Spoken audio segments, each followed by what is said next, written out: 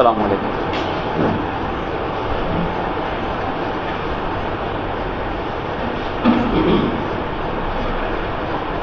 Allahu Akbar, Allahu Akbar,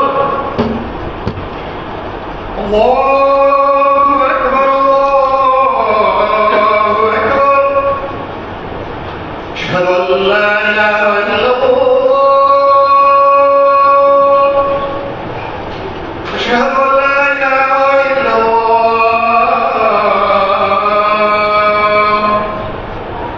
ashhadu anna Muhammadan Rasulullah.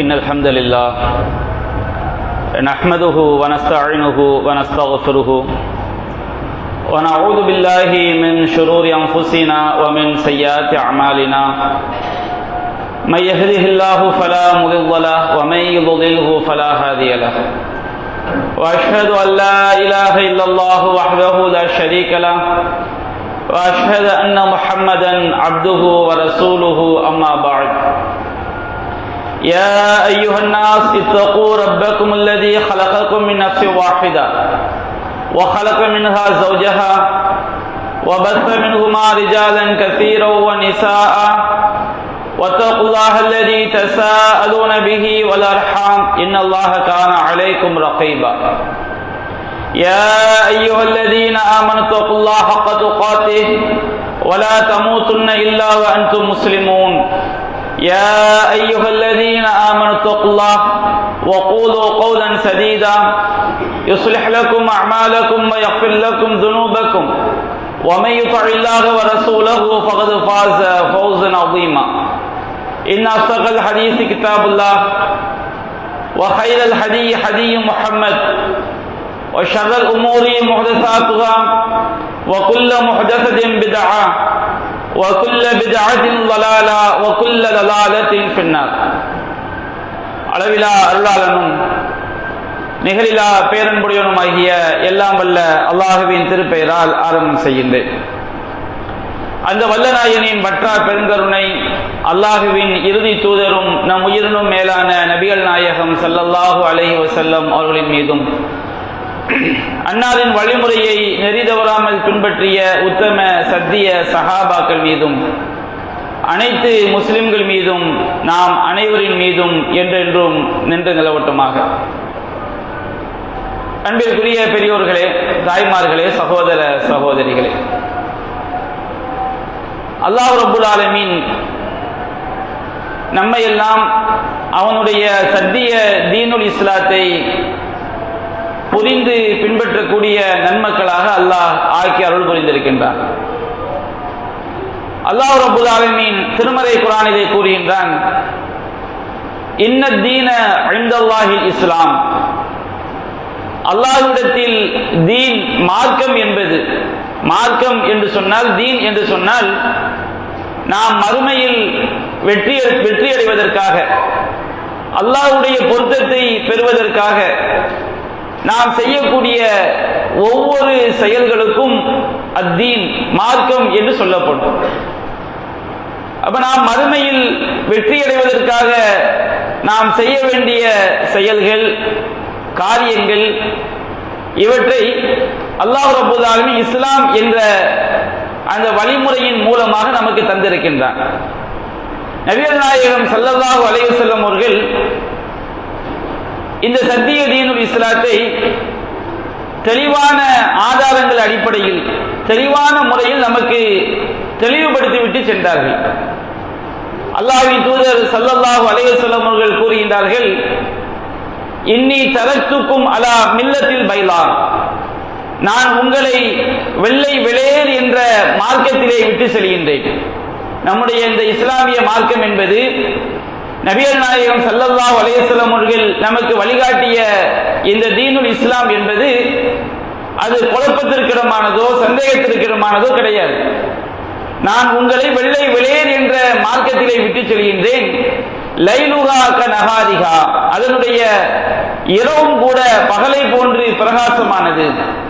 லா யஸீகு அன்ஹா பஅதி இல்லா ஹாலிக், அழியக்கூடியவனை தவிர நாசமாக கூடியவனை தவிர வேறு யாரும் என்னுடைய அந்த தெளிவான வழிமுறையை விட்டும் தடம் புரள மாட்டார்கள் என்று நபிகள் நாயகம் ஸல்லல்லாஹு அலைஹி வஸல்லம் அவர்கள் நமக்கு கற்றுத்தந்த அந்த சத்திய இஸ்லாத்தை பற்றி அவர்கள் நமக்கு எடுத்துரைக்கின்றார்கள். அல்லாஹ்வின் தூதர் நமக்கு எந்த சரியான மார்க்கத்தை வழிகாட்டி சென்றார்களோ அதற்கு மாற்றமாக நம்முடைய காரியங்களை நாம் செய்தால் நிச்சயமானது அல்லாஹ்விடம் இஸ்லாமாக கருதப்படாது. திருமறை குர்ஆன் அல்லாஹ் கூறுகின்றான், வமை யப்தகி கைரல் இஸ்லாமி தீனன், இஸ்லாம் அல்லாத ஒன்றை எவன் தீனாக விரும்புகிறானோ, தீன் என்று சொன்னால் மறுமையில் நாம் வெற்றி பெறுவதற்காக அல்லாஹ்வுடைய பொருத்தத்தை பெறுவதற்காக நாம் செய்யக்கூடிய காரியங்களுக்கு பெயர் தான் தீன். அப்ப யார் இஸ்லாம் அல்லாத ஒன்றை தீனாக மறுமையில் வெற்றி பெறுவதற்குரிய ஒரு நல்லறங்களை செய்யக்கூடிய வழிமுறையாக ஒருவன் விரும்பினால் ஃபலை யுக்பல மின்ஹு, அது அவனிடமிருந்து ஏற்றுக்கொள்ளப்படாது. வஹுவ ஆகிரத்தி மினல் ஹாசிரீன், அவன் மறுமை நாளில் நஷ்டமடைந்தோரில் ஒருவனாக ஆகிவிடுவான் என்று அல்லாஹ் எச்சரிக்கை செய்கின்றான். நபிகள் நாயகம் ஸல்லல்லாஹு அலைஹி வஸல்லம் அவர்களும் திருமறை குர்ஆனை அல்லாஹ் தெளிவுபடுத்தியதை நமக்கு அவர்களும் தெளிவுபடுத்தி இருக்கின்றார்கள் ஹதீஸ்களின் மூலமாக. அல்லாஹ்வின் தூதர் சொன்னார்கள், மன் அமில அமலன் ஃபலைஸ அலைஹி அம்ருனா ஃபஹுவ ரத்தும், நாம் கட்டளையிடாத நாம் வழிகாட்டாத காரியத்தை ஒருவன் செய்தால், நபிகள் நாயகம் சொல்லாத செய்யாத அங்கீகரிக்காத காரியத்தை ஒருவன் செய்தால் அது அல்லாஹ்விடம் மறுக்கப்படும். அல்லாஹ் ரப்பல் ஆலமீன் அந்த செயலை மார்க்கமாக ஏற்றுக்கொள்ள மாட்டான்.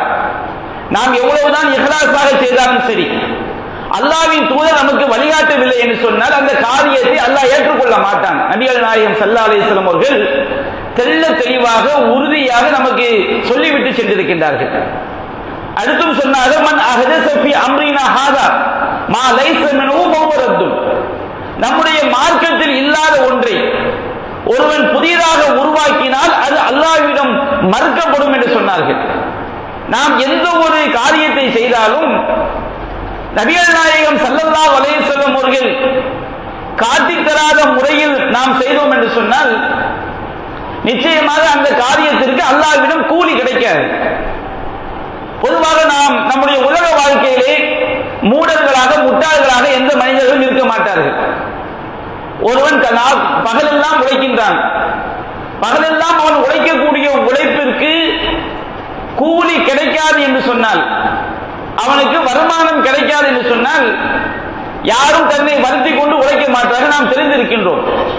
நாம் உழைக்கிறோம் என்று சொன்னால், வியாபாரம் பார்க்கிறோம், ஒரு தொழில் செய்கிறோம், ஒரு கூலி வேலை செய்கிறோம் என்று சொன்னால் அதற்கு வருமானம் கிடைக்க வேண்டும், கூலி கிடைக்க வேண்டும் என்பதுதான் நம்முடைய நோக்கம்.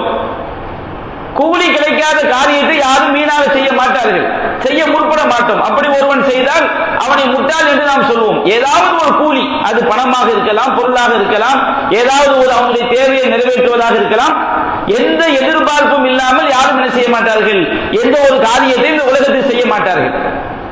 அதுபோன்று நாம் மறுமைக்காக செய்யக்கூடிய செயல்களுக்கு நமக்கு கூலி கிடைக்காது என்று சொன்னால், நமக்கு கூலி கிடைக்காமல் அழிந்துவிடும் என்று சொன்னால், அது போன்ற காரியங்களை நாம் செய்தால் நிச்சயமாக நம்மை போன்று அடிமுட்டாள்கள் துர்பாக்கியசாலிகள் யாரும் இருக்க முடியாது. அப்ப மார்க்க விஷயங்களில் நாம் மிகவும் விழிப்புணர்வோடு இருக்க வேண்டும். இன்றைக்கு மார்க்கத்திற்கு எதிரான ஷிர்கான பித்ஆவான காரியங்களை அரங்கேற்றக்கூடியவர்கள் தாங்கள் செய்யக்கூடியது நியாயம்தான் என்பதை நிரூபிப்பதற்காக இரண்டு அடிப்படைகளை அவர்கள் பின்பற்றுவார்கள். மார்க்கத்துக்கு மாற்றமான எந்த பிதாவான காரியங்களை செய்யக்கூடியவராக இருந்தாலும் சரி, இஸ்லாம் என்ற பெயரிலே பிதாவை உண்டாக்கக்கூடியவர்கள், வழிகேடுகளை உண்டாக்கக்கூடியவர்கள், தாங்கள் செய்யக்கூடிய அனாச்சாரங்களை மார்க்கம் என்றுதான் வாதிக்கக்கூடியவர்கள், இரண்டு அடிப்படைகளை தவிர மூன்றாவது அடிப்படையில் அவர்கள் எந்த ஒரு ஆதாரம் காட்ட முடியாது. இரண்டு அடிப்படைகள் தான். அந்த இரண்டு அடிப்படையில் நாம் தெளிவாக விளங்கிக் கொண்டோம் என்று சொன்னால், புரிந்து கொண்டோம் என்று சொன்னால், எந்த ஒரு பிதஅத்வாதியும் எந்த ஒரு வழிகேடரும் நம்மை நெருங்க முடியாது, அல்லது அவருடைய வழிகேட்டிலிருந்து நம்மை நாம் தற்காத்துக் கொள்ளலாம். என்ன இரண்டு அடிப்படைகள்? எந்த பிதஅத்தில் அரங்கேற்றக்கூடியவர்களாக இருந்தாலும் அவர்களுடைய முதலாவது அடிப்படை, அவர்கள் பொய்யான, நபிகள் நாயகம் சொல்லாத பொய்யான செய்திகளை, இட்டுக்கட்டப்பட்ட செய்திகளை, அறிவிப்பாளர் தொடர் இல்லாத செய்திகளை, அதுபோன்று ஆதாரத்திற்கு தகுதி இல்லாத செய்திகளை ஆதாரம் என்று சொல்வார்கள். இதுதான் அவருடைய முதலாவது அடிப்படையாக இருக்கும்.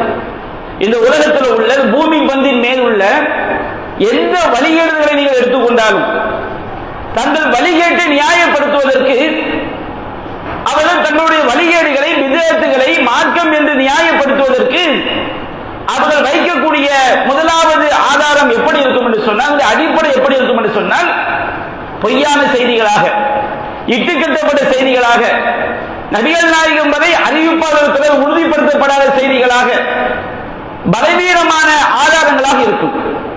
அது பொய் என்று, பலவீனம் என்று நாம் சொல்வது ஒரு சில செய்திகளாகத்தான் இருக்கும். அவர்கள் ஏற்றுக்கொண்ட இமாம்களே பெரும்பாலான செய்திகளை இது பொய்யானது, இது இட்டுக்கட்டப்பட்டது என்று அவர்கள் எந்த மதுஹபை பின்பற்றுகிறார்களோ அந்த மதுஹபு சார்ந்த இமாம்களை தெளிவுபடுத்தி இருப்பார்கள். இது பொய்யான செய்தி, இது நபிகள் நாயகம் சொன்னது கிடையாது, இது இட்டுக்கட்டப்பட்ட செய்தி, இது அறிவிப்பாளர்கள் இல்லாத செய்தி, இது ஆதாரத்திற்கு தகுந்த செய்தி கிடையாது என்று பெரும்பாலான மார்க்க அறிஞர்கள் எதை உறுதிப்படுத்தி இருக்கிறார்களோ அதைத்தான் தங்களுடைய வழிகேடுக்கு ஆதாரமாக வைப்பார்கள். இதுதான் முதலாவது அடிப்படை.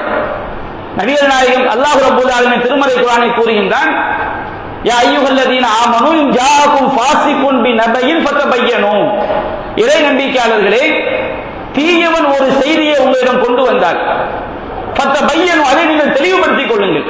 ஒரு செய்தியை ஒருவன் கொண்டு வரும் பொழுது அது உண்மையா பொய்யா என்று நாம் தெளிவுபடுத்தினால்தான் கொண்டு வருபவன் நல்லவனா கெட்டவனா என்பதை தீர்மானிக்க முடியும். ஒரு செய்தியை நமக்கு சொல்றாரு, அந்த செய்தியை நாம் விசாரித்து பார்க்கிறோம், அது பொய்யாக இருக்கிறது, அது ஒரு புற அவதூறாக இருக்கிறது, ஒரு அபாண்டமாக இருக்கிறது, அது உறுதிப்படுத்தப்படாத செய்தியாக இருக்கிறது என்று சொன்னால் பெரும்பாலும் அதை நம்மிடம் சொல்லக்கூடியவர்கள் தீயவர்களாகத்தான் இருப்பார்கள். அறியாமையில் சொல்லக்கூடிய ஒன்று ரெண்டு பேர் தான் இருப்பாங்க. அப்ப அல்லாஹ் ரப்பல் ஆலமீன் பொதுவாக ஒரு மனிதர்கள் நம்மிடம் ஒரு செய்தியை கொண்டு வந்தால் கூட நீங்கள் தெளிவுபடுத்திக் கொள்ளுங்கள், தெளிவுபடுத்தாமல் எந்த ஒரு செய்தியையும் நீங்கள் ஏற்றுக்கொள்ளாதீர்கள். அப்படி நாம் தெளிவுபடுத்தாமல் ஏற்றுக்கொண்டால் அல்லாஹ் கூறுகின்றார், நபிகள் நாயகம் காலத்தில் ஒரு தீயவன் ஒரு செய்தியை, பொய்யான செய்தியை கொண்டு வந்து அதை உண்மை போல் சொல்லிவிடுகிறான். சஹாபாக்கள் அந்த செய்தியை உண்மை என்று நம்பி அவர்கள் தாக்குதல் தொடுப்பதற்காக செல்கிறார்கள். அப்போது அல்லாஹ் சொன்னான், ஒரு தீயவன் ஒரு செய்தியை கொண்டு வந்தால் தெளிவுபடுத்திக் கொள்ளுங்கள். அன் துஸீபு கௌமன் பி ஜஹாலத்தின் ஃபதுஸ்பிஹு அலா மா ஃபஅல்தும் நாதிமீன், நீங்கள் அறியாமையால் அந்த பொய்யான செய்தியை நம்பி ஒரு கூட்டத்தாரை நீங்கள் தாக்கிவிட்டால் நீங்கள் உங்களையே பழிக்கக்கூடியவர்களாக, அது பொய் என்று தெரிந்த பிறகு, மிகப்பெரிய ஒரு பாதிப்பு ஏற்பட்ட பிறகு உங்களையே நீங்கள் பழிக்கக்கூடியவர்களாக நீங்கள் ஆகிவிடுவீர்கள் என்று அல்லாஹ் கூறுகின்றான். நபிகள் நாயகம் சொன்னார்கள், மன் கதிப அலைய முத்தஅம்மிதன் ஃபயதபவ்வ மக்அதஹு மினன் நார், என் மீது எவன் வேண்டுமென்று ஒரு பொய்யை சொல்கிறானோ அவன் தன்னுடைய இருப்பிடத்தை நரகமாக்கிக் கொள்ளட்டும். யார் எதை சொன்னாலும், மார்க்கம் என்ற பெயரிலே யார் எதை அடித்து விட்டாலும் நான் அதை இஸ்லாம் என்று ஏற்றுக்கொள்வேன், அதைத்தான் மார்க்கம் என்று நம்புவேன் என்று ஒரு மூமின் சொன்னால் ஒரு முஸ்லிம் சொல்ல முடியாது. அப்படி சொன்னால் நாளை மறுமையில் நமக்கு பாதிப்பு ஏற்பட்ட பிறகு நாம் நம்மை நாமே பழித்துக் கொள்ளக்கூடிய நிலைமை தான் ஏற்படும். உதாரணத்துக்கு ஒரு சில ஆதாரங்கள், முதலாவது அடிப்படைக்கு நூற்றுக்கணக்கான ஆதாரங்கள் இருக்கிறது. வழிகேடர்கள், பிதஅத்களை செய்யக்கூடியவர்கள் பொய்யான செய்திகளைத்தான், இட்டுக்கட்டப்பட்ட செய்திகளைத்தான் ஆதாரம் காட்டுவார்கள் என்பதற்கு நூற்றுக்கணக்கான ஆதாரங்கள் இருந்தாலும் உங்களுடைய மனதில் இருத்திக் கொள்வதற்காக ஒரு சில விஷயம் நான் சொல்லி காட்டுகிறேன். மீலாது விழா என்று கொண்டாடுகிறார்கள். இந்த மீலாது விழாவிற்கு மார்க்கத்தில் ஏதாவது ஆதாரம் இருக்கிறதா என்று கேட்டால் அவர்கள் சொன்னார்கள், அபூ ஜஹல் மீலாது விழா கொண்டாடி இருக்கின்றான், அபூ லஹப் மீலாது விழா கொண்டாடி இருக்கின்றான். இது உலமாக்கள் என்று சொல்லக்கூடியவர்கள் பிதஅக்களை வழிகேடுகளை சரி என்று வைக்கக்கூடிய ஆதாரம். அபூ லஹப் மீலாது விழா கொண்டாடி இருக்கின்றான். அபூ லஹப் மீலாது விழா கொண்டாடியதாக எங்கே இருக்கிறது? புகாரியில் இருக்கிறது. புகாரில் அறிவிப்பாளர் தொடராக உள்ள செய்தியா? அது அறிவிப்பாளர் தொடரற்ற ஒரு செய்தி. இன்னும் சொல்ல போனால் அது ஒரு கட்டுக்கதை. புகாரியில் கூட அபூ லஹப் மீலாது விழா கொண்டாடியதாக புகாரியில் கிடையாது. இமாம் புகாரி அவர்கள் ஹதீஸ்களை சரியான அறிவிப்பாளர் தொடரில் பதிவு செய்துவிட்டு சில நேரங்களில் அதற்கு முன்னாலோ பின்னாலோ சில கருத்துக்களை சொல்வார்கள். இப்படி பேசப்படுகிறது, இப்படி இருக்கிறது. அது சில நேரங்களில் பொய்யாக இருக்கலாம், சில நேரங்களில் பலவீனமானதாக இருக்கலாம், சில நேரங்களில் அது ஆதாரபூர்வமானதாக கூட இருக்கலாம். ஆதாரபூர்வமானது என்று சொன்னால் வேறு எங்காவது சரியான அறிவிப்பாளர் தொடரில் அது இடம்பெற்றிருக்கும். இது அபூ லஹப் மீலாது விழா கொண்டாடியதாக புகாரியில் இருக்கிறதா? அப்படி ஒரு செய்தி புகாரில் கிடையாது. புகாரில் என்ன இருக்கிறது? 2 தகவல்களை புகாரி இமாம் சொன்னார்கள். நபிகள் நாயகத்திற்கு சுவைபா என்ற பெண்மணி பால் ஊட்டினார். இது ஒரு தகவல். இந்த சுவைபா என்ற பெண்மணியை அபூ லஹப் விடுதலை செய்தான். இது ஒரு தகவல். அடுத்து அபூ லஹப் மௌத்தான பிறகு யாருடைய கனவிலோ வந்தானோ, அது யார் என்று சொல்லப்படவில்லை. கனவு மார்க்க சட்டத்திற்கு ஆதாரமாகுமா என்று, கனவு என்பது மார்க்க சட்டத்திற்கு ஆதாரமாகுமா? கனவில் கண்டவர் யார்? நபிகள் நாயகத்திற்கு சொன்னாரா? யாரோ ஒருவருடைய கனவில் அபூ லஹப் வந்தானாம். அப்ப அவர் கேட்டாரா, அபூ லஹப் உன்னுடைய நிலைமை எப்படி இருக்கிறது? அப்ப அபூ லஹப் சொன்னானாம், நான் ரொம்ப கெட்ட மோசமான நிலையில் இருக்கிறேன், என்றாலும் என்னுடைய இந்த 2 விரல்கள் வழியாக நான் சுவைபாவை விடுதலை செய்த காரணத்தினால் எனக்கு இந்த 2 விரல்கள் வழியாக நீர் போட்டப்படுகிறது என்று அபூ லஹப் சொன்னானாம். இப்படி ஒரு தகவலை புகாரில் செஞ்சிருக்கிறாங்க. அறிவிப்பாளர் தொடர் இல்லாமல் ஒரு செய்தியாக பதிவு செய்யப்பட்டிருக்கிறது. அபூ லஹப் நபிகள் நாயகம் பிறந்ததற்காக சுவைபாவை விடுதலை செய்தான் என்று கிடையாது. சுவைபாவை எப்பொழுது விடுதலை செய்தான் என்று வரலாற்றில் பதிவு செய்யப்பட்டிருக்கிறது. நபிகள் நாயகம் ஹிஜ்ரத் செய்து மதீனாவிற்கெல்லாம் வந்த பிறகுதான் விடுதலை செய்தான் என்று சொல்லப்படுகிறது. அப்ப இந்த வழிகேடர் என்ன செய்கிறார்கள்? இவருடைய கற்பனையை உள்ளே திணிக்கிறார்கள். சுவைபா நபிகள் நாயகம் ஸல்லல்லாஹு அலைஹி வஸல்லம் பிறந்த செய்தியை சுவைபா அவர்கள் அபூ லஹபிடம் வந்து சொன்னவுடன் அவன் நீ விடுதலை என்று சொன்னான். அப்படி எந்த வரலாற்று நூலையும் கிடையாது. விடுதலை என்று அவன் சொன்னதினால் இங்கதான் அவங்க சேர்ப்பாங்க, திணிப்பார்கள். அபூ லஹப் மீலாது விழா கொண்டாடினான். அபூ லஹப் மீலாது விழா கொண்டாடியதினால் அவனுக்கு அல்லாஹ் என்ன செய்கிறான்? மரணித்த பிறகு அவனுக்கு கபரிலே கைகளிலிருந்து நீர் புகட்டப்படுகிறது. இது எவ்வளவு மோசமான ஒரு ஆதாரம், எவ்வளவு வழிகட்ட ஆதாரம்.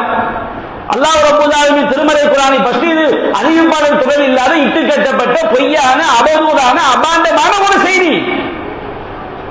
நபிகள் நாயகம் ஸல்லல்லாஹு அலைஹி வஸல்லம் அவர்களுக்கும் இதற்கும் எந்த ஒரு தொடர்பும் கிடையாது. அபூ லஹப் அவன் நபிகள் நாயகம் ஸல்லல்லாஹு அலைஹி வஸல்லம் நபியாக ஆனவுடன் ஏகத்துவ பிரச்சாரத்தை எடுத்து வைக்கிறார்கள்.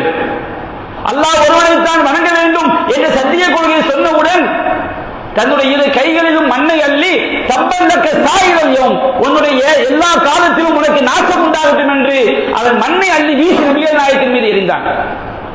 நபிகள் நாயகம் இறை தூதர் என்று சொன்ன காரணத்தினால் மண்ணை அள்ளி எறிந்தவன் நபிகள் நாயகத்திற்கு இறை தூதர் என்பதற்காகவா அவன் விழா கொண்டாடி இருப்பான்? விழா கொண்டாடியதாக இல்லை. ஒரு வாதத்திற்கு வைத்துக் கொண்டாலும் அவன் நபி என்று சொன்னவுடன் மண்ணை அள்ளி எறிந்த அபூ லஹப் நபிகள் நாயகம் பிறந்தவுடன் விடுதலை என்று சொன்னானே, அவன் நபி என்பதற்காக விடுதலை செய்தானா, சகோதரர் மகன் என்பதற்காக விடுதலை செய்திருப்பானா? நபி என்பதற்காக விடுதலை செஞ்சிருந்தா வச்சுக்கிடுங்க, அவன் மண்ணள்ளி எரிஞ்சிருப்பானா? சரி, அல்லாஹ் சொல்லினான் தப்பத் யதா அபீ லஹபி வ தப்ப, அபூ லஹபுடைய 2 கரங்களும் நாசமாகி விட்டது, அவனும் நாசமாகி விட்டான். மா அக்னா அன்ஹு மாலுஹு வ மா கஸப், அவனுடைய செல்வமும் அவன் சம்பாதித்தவையும் அவனுக்கு எந்த பயனும் அளிக்கவில்லை. அபூ லஹபுடைய 2 கையும் நாசமாகிவிட்டது என்று அல்லாஹ் சொல்கிறான். 2 கையும் நாசமாகுதுன்னா அவன் மொத்தம் அவன் நாசமாக போனான் தான் அர்த்தம். அப்ப திருமறை குர்ஆன் அபூ லஹபுடைய கைகளை குறிப்பிட்டு அவன் 2 கரங்களும் நாசமாகிவிட்டு திருமறை குர்ஆன் சொல்லி காட்டுகிறது. அந்த அபூலஹப் அவனுக்கு கபூர்ல போது கையில நீர் வருமா? திருமறை குர்ஆனுக்கு நேர் எதிரான ஆதாரம் அல்லவா? அபூலஹப் நமக்கு முன்மாதிரி. மீலாது விழாக்கள் கொண்டாடுவதற்கு அபூலஹப் முன்மாதிரி. சரி, ஒரு காஃபிராக ஒருவன் மரணித்து விட்டான் என்று சொன்னால் அவனுடைய எல்லா நன்மைகளும் அழிந்து போய்விடும். நபியே, நீர் அல்லாஹ்வுக்கு இணை வைத்தாலும் சரி, உன்னுடைய நல்லறங்கள் எல்லாம் அழிந்து போய்விடும். அப்ப காஃபிருக்கு மூத்தாயிட்டான எந்த நன்மையுமே இருக்காது போது அபூலஹபுக்கு எப்படி அந்த செயல் நன்மையானதாக மாறி இருக்கும்? எந்த கேள்விகளுக்கும் இந்த வழிகேடர்களிடம் பதில் இருக்காது. எந்த கேள்விக்கும் பதில் இருக்காது. இதற்கு ஆதாரம் என்று கேட்டால் அதற்கு பதில் இருக்காது. நீங்கள் சொல்லக்கூடிய கற்பனையை இதில் ஏன் ஏற்றி சொல்கிறீர்கள், அதற்கும் பதில் இருக்காது. இப்படித்தான் இவருடைய ஆதாரங்கள் இருக்கு. இன்னொரு விஷயம் நான் சொல்லி காட்டுகிறேன். ஆதம் அலைஹிஸ்ஸலாம் அவர்கள் ஷைத்தானால் வழிகெடுக்கப்பட்டு அவர்கள் உலகத்திற்கு அனுப்பி வைக்கப்படுகிறார்கள். அவர்கள் அல்லாஹ்விடம் எப்படி பாவ மன்னிப்பு கோரினார்கள் என்பது குர்ஆனில் சொல்லப்பட்டிருக்கிறது. ஃபதலக்கா ஆதமு மின் ரப்பிஹி கலிமாத்தின் ஃபதாப அலைஹி. ஆதம் தன்னுடைய இறைவனிடமிருந்து சில வார்த்தைகளை பெற்றுக்கொண்டு அல்லாஹ்விடம் பாவ மன்னிப்பு தேடினார். அல்லாஹ் அவர்களை மன்னித்தான். அது என்ன வார்த்தை என்று இன்னொரு அத்தியாயம் சொல்லப்பட்டிருக்கிறது. ரப்பனா லலம்னா அன்ஃபுஸனா, இறைவா எங்களுக்கு நாங்களே அநியாயம் செய்து விட்டோம். ஃபஇல்லம் தக்ஃபிர் லனா வ தர்ஹம்னா லனகூனன்ன மினல் ஹாசிரின். நீ எங்களை மன்னிக்காவிட்டால், நீ எங்களுக்கு கருணை காட்டாவிட்டால் நாங்கள் நஷ்டவாளியின் ஒருவராக ஆகிவிடுவோம். ஆதம் நபி அல்லாஹ்விடமிருந்து பெற்ற வார்த்தை என்ன? அல்லாஹ்வை எப்படி மன்னித்தான்? திருமறை குர்ஆனில் தெளிவான ஆதாரங்களில் தெளிவாக சொல்லப்பட்டிருக்கிறது. ஆனால் இந்த பிதஅத்தை ஆதரிக்கக்கூடியவர்கள், வழிகேடர்கள், இறைவா நபிகள் நாயகத்தின் பொருட்டால் எங்களை மன்னிப்பாயாக பிரார்த்தனை செய்வாங்க. இது ஒரு பிதஅ, இது ஒரு அனாச்சாரம், இது ஒரு வழிகேடு. இதற்கு எந்த ஒரு ஆதாரமும் கிடையாது. நீங்கள் எப்படி இப்படிலாம் பிரார்த்தனை செய்கிறீர்கள்? இதற்கு சரியான ஒரே ஒரு செய்தியாவது இருக்கிறதா? மதுஹபை சார்ந்த இமாம் அபூ ஹனீஃபா ரஹ்மத்துல்லாஹி அலைஹி அவர்கள் கூட இவ்வாறு செய்வது வழிகேடு என்று சொல்லி இருக்கிறார்கள். உங்கள் மதுஹப் இமாம்களை சொல்லி இருக்கிறார்கள். ஏன் செய்கிறீர்கள்? இது ஹதீஸில் இருக்கிறது. என்ன ஹதீஸ்? ஆதம் அலைஹிஸ்ஸலாம் உலகத்திற்கு தூக்கி எறியப்பட்டவுடன் அவர்கள் என்ன செய்தார்களாம்? அல்லாஹ்விடம் இறைவா முகமதின் பொருட்டால் மன்னிப்பாயாக என்று கேட்டார்களாம். அப்ப அல்லாஹ் கேட்டானாம், ஆதமே நீ எப்படி அறிந்து கொண்டீர்? இறைவா நீ என்னை படைத்து ரூஹை ஊதியவுடன் நான் கண் விழித்து பார்த்தேன். உன்னுடைய அரிசி லா இலாஹ இல்லல்லாஹ், வணக்கத்திற்குரியவர் யாரும் இல்லை, முஹம்மது ரசூலுல்லாஹ், முஹம்மது அல்லாஹ்வுடைய தூதர் என்று எழுதப்பட்டிருந்தது. அதை வைத்து நான் தெரிந்து கொண்டேன். நீ ஒரு பெயரை உனக்கு அருகில் நீ சேர்த்திருக்கிறாய் என்றால் அவர் உனது பிரியத்திற்குரியவர் என அறிந்து கொண்டேன். இந்த செய்திதான் நாங்கள் கேட்பதற்கு ஆதாரம். இத்தெளிவான பொய்யான செய்தி, இட்டுக்கட்டப்பட்ட செய்தி, மிக பயங்கரமான பொய்யர்கள் மார்க்கத்தை சீரழிப்பதற்காக இட்டுக்கட்டிய செய்தி, திருமறை குர்ஆனுடைய தெளிவான ஆதாரங்களுக்கு எதிரான செய்தி. இதுதான் இந்த பகைநபிகளுக்கு ஆதாரமாக, வழிகேடர்களுக்கு ஆதாரமாக இருக்கிறது. ஹஜ்ஜிற்கு செல்வார்கள். நீ ஹஜ்ஜுக்கு போய் கஅபாக்கு தவாப் செய்கிறாய் இல்லையோ, அரஃபாவில் தங்குகிறாய் இல்லை, அதான் முக்கியமான வணக்கம். அல் ஹஜ் அரஃபா, அரஃபாவில் தங்காவிட்டா ஹஜ்ஜு கூடாது. ஆனா இவர்கள் ஹஜ்ஜுக்கு போகக்கூடிய அப்பாவி மக்களும் சொல்லி அனுப்புவாங்க, நீங்க மதீனாவுக்கு போய் ரசூலுல்லாஹ்வுடைய கபரை ஜியாரத் செய்யவில்லை என்று சொன்னால் உங்களுடைய ஹஜ் பால். இந்த வழிகேடர்கள் சொல்லி அனுப்புவார்கள், மதீனாவுக்கு போய் ரசூலுல்லாஹ்வுடைய கபரை நீங்க ஜியாரத் செய்யலைன்னா உங்க ஹஜ் பாழாகிவிடும். அப்படி எங்க ஹதீஸ் இருக்குது? பொய்யான இட்டுக்கட்டப்பட்ட மிக சிறந்த நல்லறிஞர்களால் இது பொய் என்று சொல்லப்பட்ட சில செய்திகளைத்தான் இவர்கள் ஆதாரம் என்ற பெயரில் எடுத்துரைப்பார்கள். இது உலக உருண்டையில ஒரு குறிப்பிட்ட கபரை ஜியாரத் செய்தால் இந்த சிறப்பு என்று வரக்கூடிய எல்லா செய்திகளும் இட்டுக்கட்டப்பட்ட செய்திகள். ஒரு செய்தியை கூட இந்த வழிகேடர்களால் சரியான செய்தியா காட்ட முடியாது. பொதுவாக வரக்கூடிய செய்தி ஸூருல் குபூர், கபர்களை ஜியாரத் செய்யுங்கள், ஃபஇன்னஹா துதக்கில் ஆகிரா, அது மறுமை சிந்தனை ஏற்படுத்தும். இது பொதுவாக வரக்கூடிய செய்திகள் சஹீஹானது. நபிகள் நாயகத்துடைய கபரை ஜியாரத் செய்தால் அந்த பாக்கியம், மூசா நபியுடைய கபரை ஜியாரத் செய்தால் இந்த பாக்கியம், ஈசா நபியுடைய, ஆதம் நபியுடைய கபருக்கு போன அந்த பாக்கியம் என்று குறிப்பிட்ட குறிப்பிட்ட கபரை மையப்படுத்தி குறிப்பிட்ட நேரத்தை சொல்லி குறிப்பிட்ட காலத்தை சொல்லி வரக்கூடிய செய்திகள் அனைத்துமே வழிகேடுகளால் பொய்யாக இந்த மார்க்கத்தை கலங்கப்படுத்துவதற்காக இட்டுக்கட்டப்பட்டவை. இதை நானாக சொல்லவில்லை, அவர்கள் ஏற்றுக்கொண்ட நல்ல இமாம்களே சொல்லி இருக்கிறார்கள். அப்ப இந்த பிதஅத்வாதிகளுடைய ஆதாரங்களை எல்லாம் எடுத்து பார்த்தீர்களா? தராவி தொழுகை 23 ரக்காத் என்று வாதிப்பதாக இருக்கட்டும், ஷாபான் 15 பராத் என்ற பேர் நோன்பு நோற்பதாக இருக்கட்டும், ரஜப் மாதத்திலே செய்யக்கூடிய எந்த செயல்களாக இருக்கட்டும், திருமணத்தில் அல்லாஹும் அல்லி பைனகுமா என்ற பெயரில் ஓதக்கூடியவையாக இருக்கட்டும், எதுவாக இருந்தாலும் ஒன்று அறிவு ஹதீஸே இல்லாதவையாக இருக்கும், அது பொய்யானவையாக இட்டுக்கட்டப்பட்டவையாக நபிகள் நாயகம் சொல்லாதவையாக ஷியாக்கள் பின்பற்றக்கூடிய விஷயங்களாக இருக்கும். இது முதலாவது அடிப்படை. இரண்டாவது அடிப்படை என்ன? இரண்டாவது அடிப்படை என்னவென்று சொன்னால், சில குர்ஆன் வசனங்களை சொல்வார்கள், சில ஹதீஸ்களை சொல்வார்கள். குர்ஆன் வசனம் அது சரியானதாக இருக்கும், ஹதீஸ்கள் சரியானதாக இருக்கும். ஆனால் இவர்கள் செய்யக்கூடிய செயல்களுக்கும் அந்த குர்ஆன் வசனத்திற்கும் ஹதீஸுக்கும் எந்த சம்பந்தமும் இருக்காது, எந்த சம்பந்தமும் இருக்காது. ஏன்பா மீலாது விழா கொண்டாடுறீங்க? நபிகள் நாயகம் சொன்ன, நபிகள் நாயகத்திடம் கேட்கப்பட்டது, சஹீஹ் முஸ்லிமில் பதிவு செய்யப்பட்ட செய்தி. நபிகள் நாயகம் திங்கட்கிழமை நோன்பு வச்சிருக்கிறாங்க. நபிகள் நாயகம் நீங்க திங்கட்கிழமை நோன்பு வச்சிருக்கிறீங்க. அப்ப நபிகள் நாயகம் சொன்னார்கள், திங்கட்கிழமை நான் பிறந்தேன், அதற்காக நான் நோன்பு வைத்திருக்கிறேன். இந்த செய்தி உண்மை. இந்த செய்தியிலிருந்து பெற வேண்டிய சட்டம் என்ன? ஒருவன் திங்கட்கிழமை நோன்பு வைப்பது சுன்னத், அவன் விரும்பினால் நோன்பு வைக்கலாம். அதற்குத்தான் இந்த ஹதீஸ் ஆதாரம். இவர்கள் செய்யக்கூடிய கூத்துக்களுக்கு ஒரு குறிப்பிட்ட காலத்தை நிர்ணயிப்பது, குறிப்பிட்ட பாட்டுக்களை படிப்பது, குறிப்பிட்ட விதத்தில் செய்வது, குறிப்பிட்ட அளவை நிர்ணயிப்பது, இதற்கெல்லாம் இந்த செய்தியில் எங்கே ஆதாரம் இருக்கிறது? நபிகள் நாயகம் ஸல்லல்லாஹு அலைஹி வஸல்லம் அவர்கள் திங்கட்கிழமை நோன்பு பற்றி கேட்டாங்க. அன்றுதான் நான் பிறந்தேன், அதனால் நோன்பு வைத்திருக்கிறேன். ஒருவன் வாராவார திங்கட்கிழமை நோன்பு வைப்பது சுன்னத். நீ செய்யக்கூடிய செயலுக்கும் இதற்கும் என்ன சம்பந்தம்? அதை அவர்கள் காட்ட முடியுமா? லுகர் தொழுகை 4 ரக்காத் தொழுகிறோம், இதோ நபிகள் நாயகம் 4 ரக்காத் தொழுதார்கள். இவர்கள் ஏதாவது ஒன்றை செய்வார்கள், கூத்தடிப்பார்கள். இவர்கள் அடிக்கக்கூடிய கூத்துக்கும் அந்த ஆதாரத்திற்கும் எந்த சம்பந்தமும் இருக்காது. குர்ஆன் அல்லாஹ் சொல்கின்றான், வமா அர்சல்னாக இல்லா ரஹ்மத்தல் லில் ஆலமீன், நபியே உலக மக்களுக்கெல்லாம் உம்மை நாம் அருட்கொடையாக அனுப்பி இருக்கிறோம். நபியான நமக்கு அருட்கொடை, தௌஹீதை சொன்னார்கள், மார்க்கத்தை சொன்னார்கள், இது நமக்கு அருட்கொடை. சரியான வசனம். வரஃபஅனா லக ذிக்ரக், நபியே உம்முடைய புகழை நாம் உயர்த்தி விட்டோம்.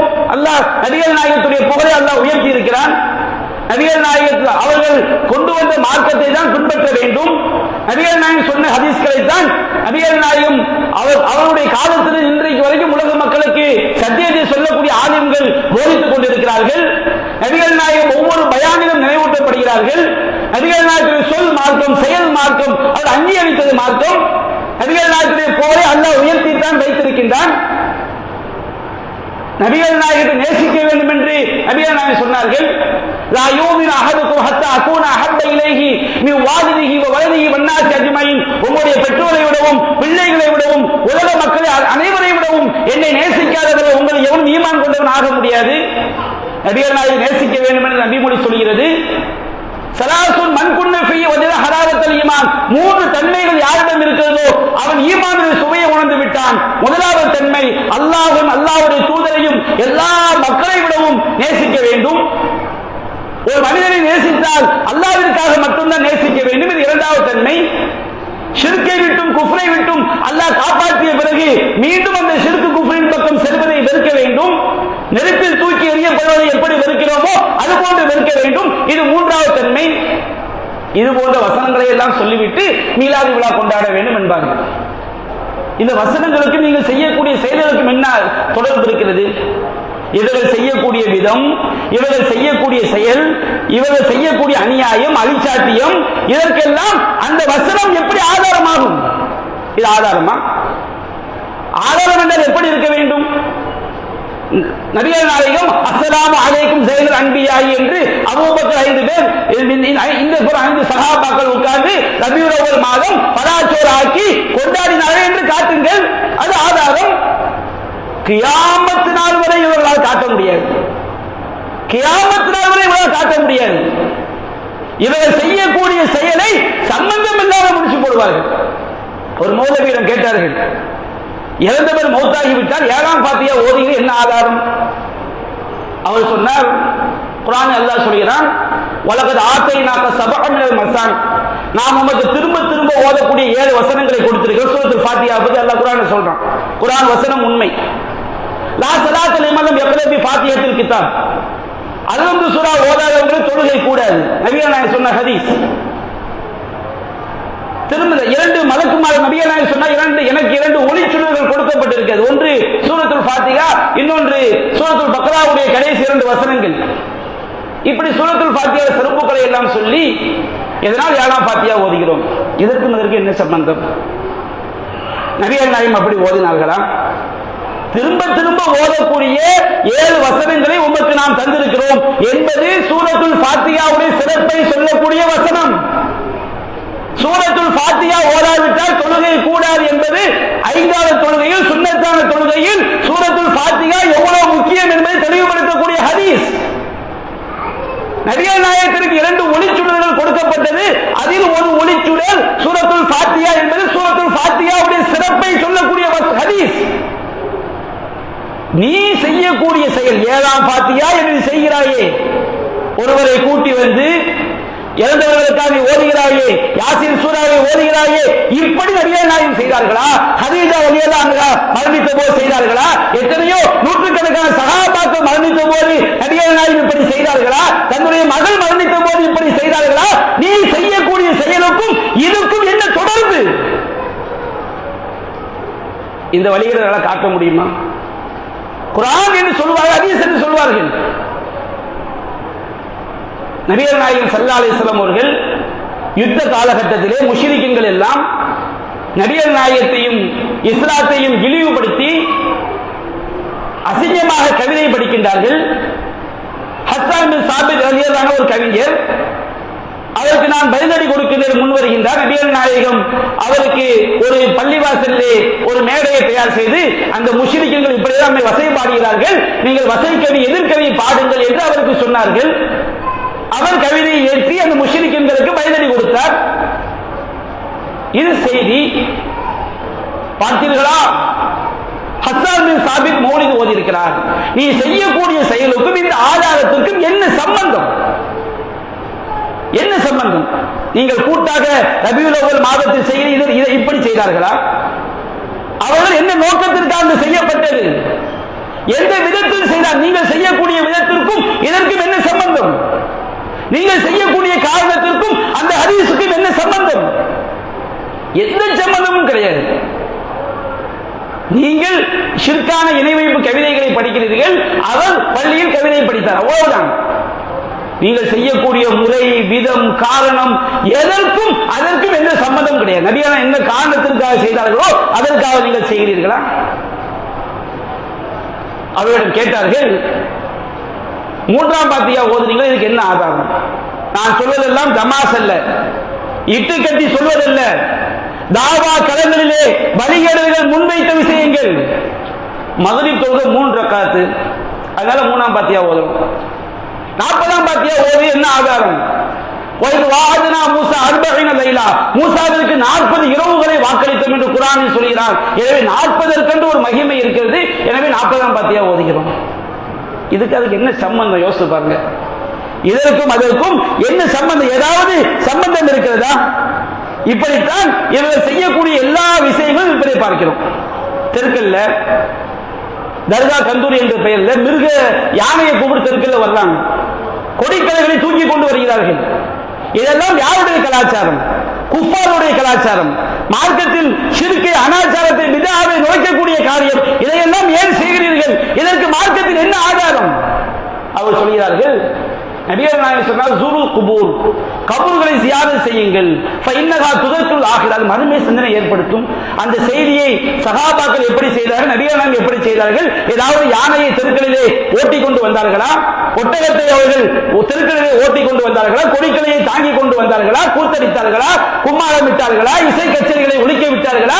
இந்த செய்தியை சஹாபாக்கள் பின்பற்றி காட்டியிருக்கிறார்கள். 1400 ஆண்டுகளாக எத்தனையோ நல்லடியார் பின்பற்றி காட்டியிருக்கிறார்கள்.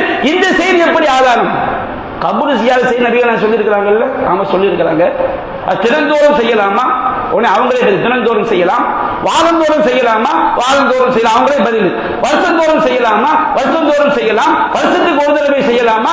வருஷத்துக்கு ஒரு தடவை செய்யலாம். அதை மக்களுக்கு ஞாபகம் ஊட்டுவதற்காக தெருக்களிலே ஒரு யானையை பற்றி கொண்டு சென்றால் எல்லாரும் வெளியே வந்து எட்டி பார்ப்பாங்க. என்னப்பா இன்னைக்கு எல்லாரும் கபூர் ஜியாரத்துக்கு போல தெரிஞ்சுக்கிடுவாங்களாம். தெரியல, யானையை கொண்டு போகும்போது சிலருக்கு சத்தம் கேட்காதான். அதுக்காண்டி ஒரு கொட்டை அடிச்சுக்கிட்டு போனா வெளியே வந்து பார்ப்பாங்களாம். என்ன கொட்டு சத்தம் கேட்குது? ஓ இன்னைக்கு அவளியா கபூர் ஜியாரத்து.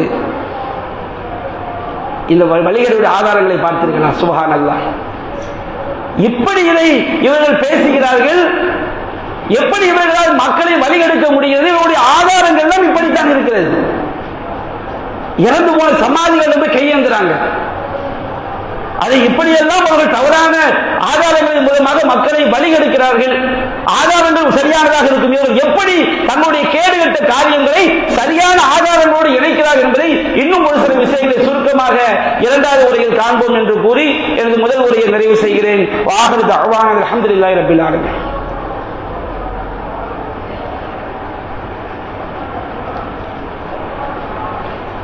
அல்ஹம்துலில்லாஹி ரப்பில் ஆலமீன். نحمده ونستعينه ونستغفره ونعوذ بالله من شرور أنفسنا ومن سيئات أعمالنا من يهده الله فلا مضل له ومن يضلل فلا هادي له وأشهد أن لا إله إلا الله وحده لا شريك له وأشهد أن محمدا عبده ورسوله أما بعد. அன்பிற்குரிய சகோதரர்களே, வழிகேடர்கள் தங்களுடைய வழிகேட்ட பித்அத்தான ஷிர்கான அனாச்சாரமான காரியங்களை நியாயப்படுத்துவதற்கு இந்த பூமி பந்தில் அவர்கள் வைக்கக்கூடிய அடிப்படை இரண்டு அடிப்படைகள் தான். இந்த இரண்டு அடிப்படையை தாண்டி மூன்றாவது ஒரு அடிப்படையை தங்களுடைய வழிகேட்டை நியாயப்படுத்துவதற்கு அவர்களால் முன்வைக்கவே முடியாது. முதலாவது அடிப்படை என்ன? பொய்யான இட்டுக்கட்டப்பட்ட நபிகள் நாயகத்தோடு தொடர்பில்லாத அறிவிப்பாளர் தொடரே இல்லாத நிராகரிக்கப்பட்ட செய்திகளை ஆதாரம் என்று வைப்பார்கள். இது ஒரு வகை. இன்னொரு வகை, குர்ஆன் வசனங்களை சொல்வார்கள், ஹதீஸ்களை சொல்வார்கள். இவர்கள் செய்யக்கூடிய முறைக்கும் அதற்கும் எந்த அடிப்படையும் இருக்காது. இவர்களாகவே ஒரு காரணத்தை இட்டு கட்டிக் கொள்வார்கள். அதில் ஒன்றுதான் அல்லாஹ் சொல்கிறான், நாம துவா செஞ்சு கேட்டா அல்லாஹ்ட்ட மட்டும் தான் கேட்கணும். துவாவின் மூலமாக எதை துவா என்பது வணக்கம். துவா ஹுவல் இபாதா. துவா என்பது வணக்கம். ஃபைதா சஅல்த ஃபஸ்அலில்லாஹ். நீ எதை கேட்டாலும் அல்லாஹ்விடம் கேள். துவா செஞ்சு கேட்கிறியா, உன்னுடைய செருப்பின் வால் ஆனதுக்கான துவாவை கேட்டு அல்லாஹ்ட்ட மட்டும் கேள். ஏன்னா துவா என்று சொன்னாலே படைப்பினங்கள் எப்படி ஒரு அழைப்பை செவியேற்க மாட்டார், அதை தாண்டி எல்லா அழைப்பையும் செவியேற்கக்கூடிய அல்லாஹ். அதுக்கு பேர் துவா. நம்ம ஒரு ஆட்டு 5 ரூபா கேட்க நேரடியாக பார்த்து கேட்போம். எனக்கு ஒரு 5 ரூபா கொடுங்க, இருந்தா தருவாரு, இல்லாட்ட இல்லம்பார். ஒரு ஆள் வீட்டில் இருக்கிறாரு, நம்ம அங்க உட்கார்ந்து அப்துல் காதர் 5 ரூபா கொடுங்கன்னு கேட்டோம்னா அல்லாஹ் மாதிரி அழைக்கிறோம். அப்ப நபிகள் நாயகம் சொன்னார்கள், இதா சஅல்த ஃபஸ்அல், எதை கேட்டா அல்லாஹ்விடம் கேள். இதா ஸ்தஅன்த ஃபஸ்தஇன் பில்லாஹ், நீ எந்த உதவி தேடினா அல்லாஹ்விடம் உதவி தேடு. அல்லாஹ்வை தவிர மற்றவரை பிரார்த்தனை செய்தால் அது குஃப்ர், ஷிர்க். வமன் அலல்லு மிம்மன் யதுஉ மன் லா யஸ்தஜீபு லஹு இலா யௌமில் கியாமா. கியாமத் நாள் வரை தனக்கு பதிலளிக்க முடியாதவற்றை பிரார்த்தனை செய்து அழைப்பவனை விட மிகப்பெரிய அநியாயக்காரன் யார் என்று அல்லாஹ் கேட்கிறான். துவாவை அல்லாஹ்வை தவிர வேறு யாரும் செவியேற்க முடியாது. இவங்க சொல்வாங்க, எல்லாம் நல்லடியாக துவாவை செவியேற்பார்கள், நல்லடியாக உதவி கேட்கலாம். என்னப்பா அதற்கு என்ன ஆதாரம்? மேராஜ் பயணத்திலே மூசா அலைஹிஸ்ஸலாம் நபிகள் நாயகத்திற்கு 50 நேர தொழுகையை 5ஆக குறைத்தார்கள். பார்த்தீர்களா? நபிகள் நாயகம் மூசா நபியிடம் உதவி தேடி இருக்கிறார்களே, அது உங்களுக்கு ஆதாரமா? மூசா அலைஹிஸ்ஸலாம் அவர்கள் அல்லாஹ் தன்னுடைய வல்லமையால் நேரடியாக உயிரோடு உடலோடு அல்லாஹ் எடுத்து காட்டுகிறான். இன்னல்லாஹ அலா குல்லி ஷைஇன் கதீர். அல்லாஹ் எல்லாவற்றின் மீதும் ஆற்றல் மிக்கவன். நீங்க உயிரோட உடலோடு இருக்கிறீங்க, நீங்க பேச நான் கேட்பேன், நான் பேச நீங்க கேட்பீங்க. நீங்க ஒரு டம்ளர் தண்ணி எடுத்தாங்கன்னு கேட்பேன், எடுத்துருவீங்க. இது அல்லாஹ் அழைக்கிற மாதிரி அழைக்கிறதா?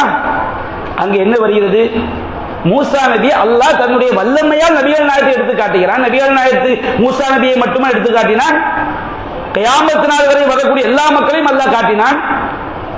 பிலால் ரலியல்லாஹுடைய காலடி ஓசையை அல்லாஹ் நபிகள் நாயகத்தை கேட்க செய்தான். பிலாலுக்கே தெரியாது. அல்லாஹ் தன்னுடைய வல்லமையை எடுத்து காட்டினான். மூசா நபியை நேருக்கு நேராக சந்திக்கும் பொழுது அவர்கள் சில ஆலோசனை சொல்கிறார்கள். இது நீ செய்யக்கூடிய செயலுக்கும் தன்மைக்கும் அதற்கும் என்ன ஆதாரம்? ஒரு கபரை கட்டி வைத்து அங்கு போய் நீ அல்லாஹ்வை கேட்கிற மாதிரி துஆ கேட்பதற்கும் மூசா நபி நபியான நேரடியாக சந்தித்து சில விஷயங்களை பேசியதற்கும் என்ன சம்பந்தம்? ஒரு சம்பந்தம் கிடையாது, எந்த ஆதாரம் கிடையாது. இப்படித்தான் இவர்கள் எல்லா ஷிர்கையும் நியாயப்படுத்துறாங்க. நபிகள் நாயகத்தை இங்கே உட்கார்ந்து கொண்டு அழைக்கிறார்கள். அந்த கஃபாருல் ஹதாயா, நபிகள் நாயகமே நீங்கள் தான் பாவங்களை மன்னிக்க கூடியவர்கள். அந்த சத்தாருல் மசாவி, நீங்கள் தான் தீமைகளை எல்லாம் மன்னிக்கக்கூடியவர்கள்.